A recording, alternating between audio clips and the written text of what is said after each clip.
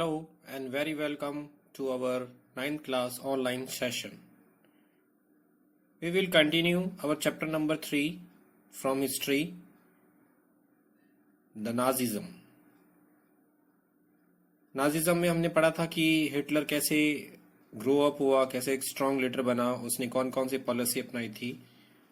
और previous video में हमने देखा था किस तरह से वह ज्यूज के साथ में काफ़ी अत्याचार कर रहा था, उनको काफ़ी टॉर्चर कर रहा था। तो उसी में हम आगे बढ़ते हैं। The Nazi cult of motherhood. Children in Nazi Germany were repeatedly told that women were radically different from men. Childrens में नाजी जर्मनी में रिपीटेडली यानी लगातार उन्हें ये बोला जा रहा था कि वुमेन्स रेडिकली क्या है, different from man, womens man से अलग है। The fight for equal right for man and women that had become part of democratic struggle everywhere was wrong and it would destroy society. तो जो right की लड़ाई हो रही थी वुमेन्स की, मैन के बराबर बढ़ने की डेमोक्रेटिक स्ट्रगल्स में, तो ये लोग कह रहे थे कि ये रॉन्ग है और ये क्या करेगा, सोसाइटी को पूरी तरह से डिस्ट्रॉय कर देगा, यानी खत्म कर देगा।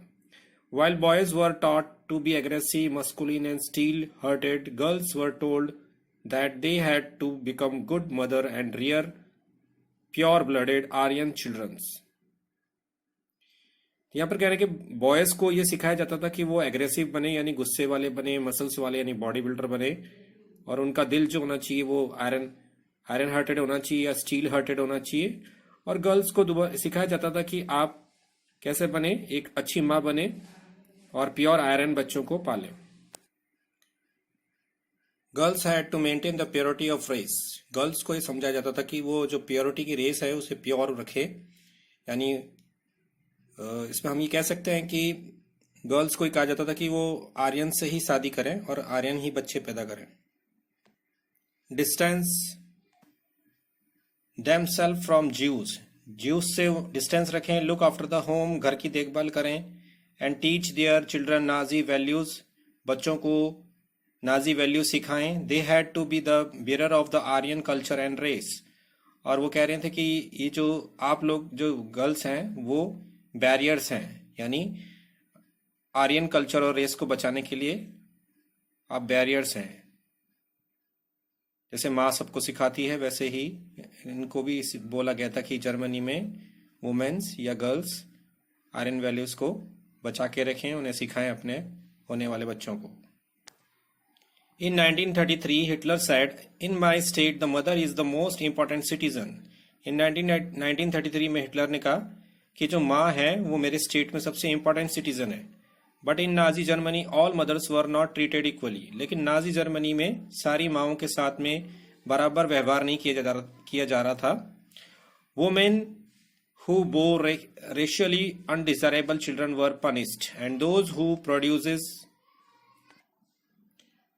Produce racially desirable children were awarded. तो यहाँ पर ये बता रहे हैं कि वुमेन जो कि अनडिजायरेबल चिल्ड्रंस को पैदा करती थी तो उन्हें पनिशमेंट दिया जाता था, और जो अच्छे डिजायरेबल बच्चों को पैदा करती थी उन्हें अवार्ड दिया जाता था।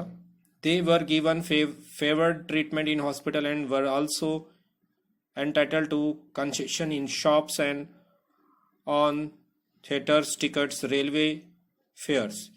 तो जो अच्छे बच्चे पैदा करती थी उन्हें हॉस्पिटल्स में ट्रीटमेंट में छूट मिलती थी, अच्छा ट्रीटमेंट मिलता था उन्हें, और कंसेशन मिलता था दुकानों में, थिएटर्स में, रेलवे स्टेशन में। To encourage women to produce many children, honour cross were awarded. तो वुमेन्स को ज़्यादा बच्चे पैदा करने के लिए ये लोग उन्हें अवार्ड देते थे, यानी क्रॉसेस देते थे, यानी मेडल्स देते थे। A bronze cross was given for 4 children. यदि किसी वुमेन के 4 बच्चे हुए हैं, अच्छे बच्चे हुए हैं, तो उन्हें ब्रॉन्ज मेडल मिलता था। सिल्वर फॉर 6 बच्चे के लिए सिल्वर, और गोल्ड फॉर 8 और मोर। और किसी के अगर 8 या 8 से ज़्यादा बच्चे हुए तो उसे gold. All Aryan women who deviated from the prescribed code of conduct were publicly condemned and severely punished. जितनी भी आर्यन वुमेन्स हैं अगर वो सही से जो रूल्स बना रखे हैं उनको फॉलो नहीं करती थी तो उन्हें सबके सामने पनिशमेंट दिया जाता था. Those who maintained contact with Jews, Poles, and Russians were paraded through the towns with shaved heads, blacked faces, and placard hanging around their neck, announcing, "I have sullied the honor of the nation." यानी जो भी Aryan women's अगर इन सब चीज़ों को मानती नहीं थी, जैसे कि फॉर एग्जांपल इसमें लिखा हुआ है कि अगर वो किसी ज्यूज से, पोल से, रशियन से कांटेक्ट रखती थी तो उसे शेव कर दिया जाता था, यानी उसके बाल उड़ा दिए शेव करके, बाल को उड़ा करके, उसके चेहरे को काला करके और उसके गले में एक तख्ती लगा करके उसमें लिखा रहता था कि I have stooled the honour of the nation, यानी मैंने अपने देश की जो इज्जत है उसको खराब किया है. मैनी रिसीव्ड जेल सेंटेंस, यानी बहुत सारे लोगों को जेल डाल दिया गया था. Lost civic honours as well as their husbands, और उन्हें सिविक राइट से उनके सिविक राइट्स छीन लिए जाते थे और हस्बैंड्स को मार दिया जाता था. Families for this criminal offence, और फैमिलीज को भी मारा जाता था अगर यदि ऐसा क्रिमिनल ऑफेंस किए करते थे वे लोग तो. नेक्स्ट टॉपिक है हमारा the art of propaganda. The Nazi regimes use language and media with care and often to great effect. Nazi regimes अपनी लैंग्वेज को मीडिया में इस केयरफुली यूज करते थे, उससे इफेक्ट पड़ता था. The terms they coined to describe their various practice are not only deceptive. जो टर्म्स यूज करते थे वो प्रैक्टिस में इस तरह से करते थे कि दूसरों को पता नहीं चले. They are chilling. Nazi never use the word kills. वो लोग कभी भी किल वर्ड को या मर्डर वर्ड को यूज नहीं करते थे ऑफिशियली कम्युनिकेशंस में. Mass killing were termed a special treatment. अगर ज्यादा लोगों को मारना पड़ता था, बहुत सारे लोगों को, तो उसे special treatment, final solution for the Jews, ये ज्यूज के लिए यूज करते थे. इथोनेशिया फॉर द डिजेबल्ड लोगों के लिए इथोनेशिया. सिलेक्शन एंड डिसइंफेक्शन, तो ये word evacuations meant deporting people to gas chamber. इसका मतलब ये था कि उस आदमी को या उस पर्सन को चैम्बर में डाला जाएगा, गैस के चैम्बर में. Do you know what the gas chamber were called. क्या आप जानते हैं कि गैस चैम्बर क्या कहते थे वो लोग. दे वर लेबल्ड डिसइंफेक्शन एरियाज. वो उसको डिसइंफेक्शन एरियाज के नाम से उसको अनाउंस करते थे. And looked like bathroom equipped with fake shower heads. और वो ऐसा लगता था जैसे कि उसमें बाथरूम है, लोग स्नान करने के लिए जाएंगे, उसमें शावर का पॉइंट भी होता था, लेकिन शावर में पानी के बदले गैस निकलती थी और वो लोग मर जाते थे. Media was carefully use to win support for regimes and popularise its world view. Media बहुत केयरफुली इन सब चीजों को यूज करती थी, देखती थी और उसको पॉपुलराइज करती थी वर्ल्ड व्यू में. Nazi ideas were spread through visual images, film, radio, poster, catchy slogans and लिफलेक्ट.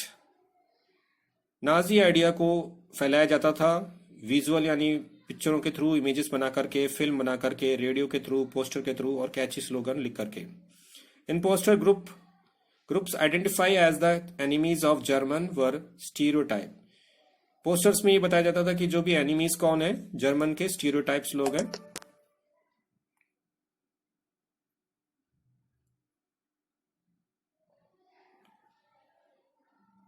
Mocked, abuse and described as evil.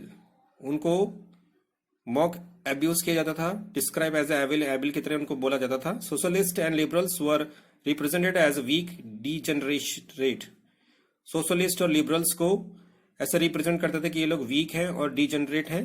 They were attacked as a malicious foreign agents. ये लोगों ने हमारे पर अटैक किया as a foreign agent के through. Propaganda film were made to create hatred for Jews. ऐसी propaganda picture बनाई जाती थी जिसमें ज्यूज को बहुत बुरा बताया जाता था. The most infamous film was the eternal Jews. सबसे फेमस पिक्चर है इनकी eternal Jews. Orthodox Jews were stereotype and marked. जो ऑर्थोडॉक्स ज्यूज थे वो क्या स्टीरियोटाइप हो गए थे और उनको मार किया जाता था. They were shown with flowing beard, wearing kaftans, whereas in reality it was difficult to distinguish German Jews by their outward appearance because they were a highly assimilated community. तो उन्हें बियर्ड के थ्रू बताया जाता था, कफ्टन पहनाया जाता था, और ये देखा जाए तो बहुत डिफिकल्ट था ज्यूज को जर्मन कम्युनिटीज में अलग करना. इसलिए वो ऐसे चीजें करते थे कि ये लोग ये पहनेंगे ताकि इन्हें पहचाना जा सके. They were referred to as a vermin, rat and pest. उन्हें नाम दिया जाता था कि ये वर्मीन्स हैं, रैट्स हैं, पेस्ट हैं ये लोग. Their movement were compared to those of rodent. उनका मूवमेंट रूडेंट की तरह कंपेयर किया जाता था, जैसे कि जैसे एनिमल्स घूमते रहते हैं उनकी तरह उनको ट्रीट करते थे ये लोग. Nazis work on the mind of the people, tapped their emotions and turned their hatred and anger at those marked as undesirable. Nazism ने लोगों के माइंड में वर्क किया, उनको इस तरह से पूरे तरह से साइकोलॉजिकल इमोशनली उन्हें अपने ट्रैप कर लिया और उन्हें हर्ट करना सिखाया कि इनके ऊपर गुस्सा करें, ये अनडिजायरेबल लोग हैं, इन्हें इनसे नफरत करें. The Nazis made equal efforts to appeal to all the different section of the population. Nazism made equal effort to appeal, Nazi सभी लोगों से बराबर अपील करती थी इन सेक्शंस के लोगों के लिए. They sought to win their support by suggesting that Nazi alone could solve all their problem. और वो लोगों को इस तरह से सपोर्ट लेना चाहती थी और लेती थी कि और सजेस्ट करती थी कि सिर्फ नाजी ही के तरीके से ही आप लोग आज़ादी मिल सकती है और जो आपकी जो प्रॉब्लम्स है वो सिर्फ नाजी लोग ही सॉल्व कर सकते हैं. Let's see some question answers. Explain the following terms: Holocaust and concentration camp, Wall Street Exchange. Holocaust. It refers to the Nazi killing operations. Undesirable people were taken to concentration camp, Gestapo, gas chamber, etc. and were subject to death. तो ये refer किया जाता था कि मारने के लिए operation है ये, और इसमें जो अनडिजायरेबल लोग हैं उन्हें गैस चैम्बर में कॉन्सेंट्रेशन कैंप में ले जा करके मारा जाता था. While the Germans were preoccupied with their own plight as a defeated nation, emerging out of the rubble, the Jews wanted the world to remember the atrocities, suffering they had endured during the Nazi killing operation. तो यहाँ पर Germans लोगों ने अपने आप को इस तरह से डिफीट किया था. While the Germans were preoccupied with their own plight as a defeated nation emerging out of the rubble. यानी जर्मन लोगों ने अपने आप को इस तरह से हारने के बाद में अपने आप को आगे बढ़ाया जिसमें वो एरिस्टोक्रेटिक्स थे और उन्होंने बहुत सारे लोगों को मारा भी था. नेक्स्ट है अपना point concentration camp. It was a camp where people were isolated and detained without due process of law. Typically, it was surrounded by electrified barbed wire fences. हमने बुक में पढ़ा था कि ये लोगों को एकदम अलग रखते थे, अनडिजायरेबल लोगों को जिसको ये मारना चाहते थे, और कंट्री से बाहर कंसंट्रेशन कैंप में ले जाते थे. और वो कैंप चारों तरफ से बिजली की तारों से घिरा हुआ रहता था.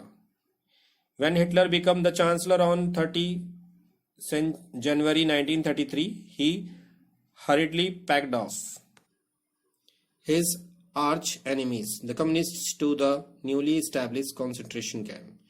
जब हिटलर चांसलर बना तो उसने अपनी जो दुश्मन थे उन्हें, उन कम्युनिटीज को उसने इस कॉन्सेंट्रेशन कैंप में ले जाना चालू कर दिया.